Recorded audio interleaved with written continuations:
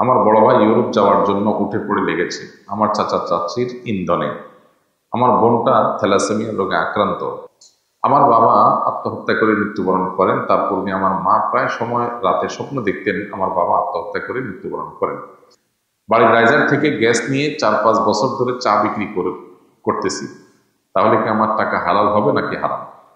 বর্তমান যুব সমাজ সিগারেট হারাম জানার পর ইলেকট্রিক সিগারেট ধূমপান করে, ইলেকট্রিক সিগারেট পান করে, যাকে আমরা ভ্যাপ নামে জানি। ভ্যাপের হুকুম কি? দেখুন, ইলেকট্রিক সিগারেট এটাও সাধারণ সিগারেটের মতোই পান করা নাজায়েজ এবং গুনাহের কথা। আর ওলামা ইকরাম এ সম্পর্কে স্পষ্ট ফতোয়া দিয়েছেন যে ইলেকট্রিক সিগারেট পান করাও হারাম।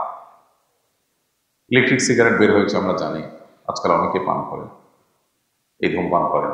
ইলেকট্রিক সিগারেট দিয়ে যদি ধূমপান করেন সেটাও নাজায়েজ হবে, কারণ প্রথমত ইলেকট্রিক সিগারেটে নিকোটিন থাকে, আর এছাড়াও সেখানে যে কেমিক্যাল, এই কেমিক্যাল থেকে অনেক সময় বেশ ভয়ঙ্কর বিষক্রিয়া হয়। এ ব্যাপারে বিশ্ব স্বাস্থ্য সংস্থা পর্যন্ত জানিয়েছে যে এই ইলেকট্রিক সিগারেট মানুষের স্বাস্থ্যের জন্য ভয়ঙ্কর ক্ষতিকর। সাধারণ সিগারেট যেরকম ক্ষতিকর, এটাও ক্ষতিকর, বরং কোনো কোনো ক্ষেত্রে এটার ক্ষতির আশঙ্কা অনেক বেশি থাকে। তো সেজন্য কাতার ভিত্তিক বিশ্ববিখ্যাত ফতোয়া ওয়েবসাইট মার্কাজুল ফতোয়া ইসলাম তারাও ফতোয়া দিয়েছেন। আরো আমাদের ফতোয়া রয়েছে যে সাধারণ সিগারেটের মতো ইলেকট্রিক সিগারেট পান করাও হারাম, এই ধূমপান করাও নাজায়েজ এবং গুনাহের কথা। বিধায় এটা থেকে আমাদের বেঁচে থাকতে হবে। আমার বড় ভাই ইউরোপ যাওয়ার জন্য উঠে পড়ে লেগেছে আমার চাচা চাচির ইন্ধনে। আমার বোনটা থ্যালাসেমিয়া রোগে আক্রান্ত। তার পেছনে মাসে ভালো অ্যামাউন্ট টাকা খরচ হয়। এই জন্য আমার চাচা চাচি আমার ভাইকে ফুসলায় তোর ভাই বোনকে সব দিয়ে ফেলছে, তোর ভাই বোনকে সব দিয়ে ফেলছে। এখন আমার ভাই আমার মার সাথে তুই তুকারি করে মারতে যায়, ইউরোপে পাঠায় না বলে। এমন অবস্থা আমার আব্বা আমার করণীয় কি? কোনো ছেলে মেয়ের এই অধিকার নেই যে বাপ মাকে বাধ্য করবে যে তোমরা আমাদের বিদেশে পাঠাও।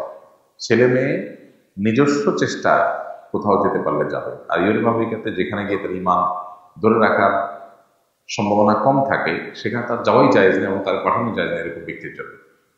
এটা একটা বিষয়। আর দ্বিতীয়ত হলো যে মা বাপ তার টাকা দিয়ে ছেলে মেয়ের ট্রিটমেন্ট করবে নাকি অন্য কিছু করবে, সেটা হলো মেইন কথা, সেটা হলো বড় কথা। বোধহয় সেটার দিকে আমাদের বিশেষভাবে গুরুত্ব আরোপ করতে হবে। আমার বাবা আত্মহত্যা করে মৃত্যুবরণ করেন। তার পূর্বে আমার মা প্রায় সময় রাতে স্বপ্ন দেখতেন আমার বাবা আত্মহত্যা করে মৃত্যুবরণ করেন। আমার বাবা মারা গেছেন প্রায় 6 বছর আগে। এখন আমার মা প্রায় রাতে দেখেন আমিও আত্মহত্যা করে মারা গিয়েছি। এই টেনশনে মা অনেক ভুগছেন। আমি আমার মায়ের একমাত্র ছেলে এবং আমার বড় 2 বোন। প্রথম কথা হলো যে আপনার বাবারটা আপনার মার স্বপ্ন খেটে গেছে, সেজন্য আপনার মা যা দেখবেন তা সব কেটে যাবে, এটা জরুরি না। আপনার মা আরো বহু স্বপ্ন দেখছেন যেগুলো খাটে নেই, প্রতিদিন দেখে, যেগুলো একটাও খাটে না। এখন একটা কেটে গেছে দেখে আপনি মনে করছেন তাহলে আরেকটাও খাটবে, কোনো জরুরি না। আল্লাহ না করুক আপনার যদি একই ঘটনা আপনার জীবনে ঘটে, এটা আপনার মায়ের স্বপ্ন দেখার কারণেই ঘটছে, ব্যাপারটা সেরকমও না। তবে সতর্কতা অবশ্যই অবলম্বন করতে হবে। এটাকে খুব বেশি টেনশনে নিয়ে আমলে নেওয়া উচিত না। এটা বরং আপনাকে এই গুনাহের দিকে নিয়ে যেতে পারে, আশঙ্কা তৈরি হয়, এটাকে এড়ানো উচিত।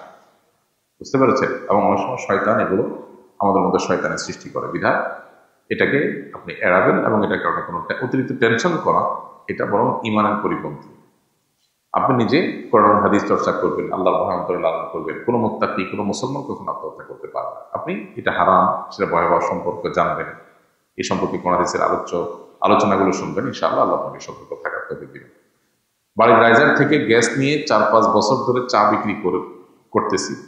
তাহলে কি আমার টাকা হালাল হবে নাকি হারাম? রাইজার থেকে গ্যাস নিয়ে বিক্রি করেছেন, আপনার বৈধ লাইন যদি থাকে, মিটার থাকে, বা মাসে মাসে বিল দেওয়ার সিস্টেম থাকে, সেখান থেকেও লাইন নিয়ে যদি আপনি চা বিক্রি করেন, তাহলে সেটা নাজায়েজ কাজ। কেন? কারণ আপনার এই লাইনটা বাণিজ্যিকভাবে ব্যবহার করার জন্য দেওয়া হয়নি, আবাসিকের জন্য দেওয়া হয়েছে। গ্যাস বিক্রি কর্তৃপক্ষ গ্যাস বিক্রি করার সময় ব্যবসার উদ্দেশ্যে করলে সেটা একটা রেট রেখেছেন, আবাসিক বাড়ির জন্য আরেকটা রেট রেখেছেন। এখানে ভর্তুকি ইত্যাদি থাকে, আমরা জানি। তো ভর্তুকি কোথায় দেওয়া হবে না হবে সেটা কর্তৃপক্ষের এখতিয়ারাধীন বিষয়। যেহেতু ব্যবসায় আপনি ব্যবহার করেছেন, এটা আপনার জন্য নাজায়েজ হয়েছে, অবশ্যই আপনার এই উপার্জন হালাল উপার্জন হবে না। যদি আপনি চোরাই করা গ্যাস বা অবৈধ পথে নেওয়া গ্যাস দিয়ে চা বানায় সেটা বিক্রি করে উপার্জন করেন। এখন করণীয় কি? করণীয় হলো প্রথমত আপনি কমার্শিয়াল লাইন থেকে নিয়ে চায়ের দোকান বা ব্যবসা করার চেষ্টা করবেন, অথবা যেটুকু হয়েছে এই কয়েক বছর যে পরিমাণ গ্যাস আপনি খরচ করেছেন কমার্শিয়াল হলে কি পরিমাণ যেত সেই টাকাটা সরকারি ঘরে বা সংশ্লিষ্ট কর্তৃপক্ষের ওখানে যে কোনোভাবে অ্যাকাউন্টে ঢুকিয়ে দিবেন। এর মাধ্যমে আপনি দায়মুক্ত হতে পারেন।